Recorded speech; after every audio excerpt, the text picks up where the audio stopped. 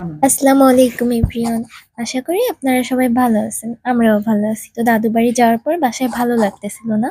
পরের দিন সকালে আমরা গ্রিন বাংলার দিকে যাচ্ছিলাম। তো আমাদের গ্রিন বাংলার ওই দিকটা অনেক সুন্দর। নদী, সাইড থেকে হলো নারকেল গাছ। দেখতে বেশ ভালো লাগে। তো এই যে এখানে আমি, আমার আম্মু, তারপরে আসিফ সবাই মিলে ঘুরতে গেছিলাম। আপনারা এই দেখেন সাইডটা দেখতে কতটা সুন্দর লাগতেছে।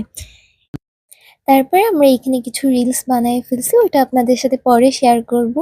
আপনারা আবার মিস করবেন না কিন্তু ওইগুলোও দেখবেন অবশ্যই।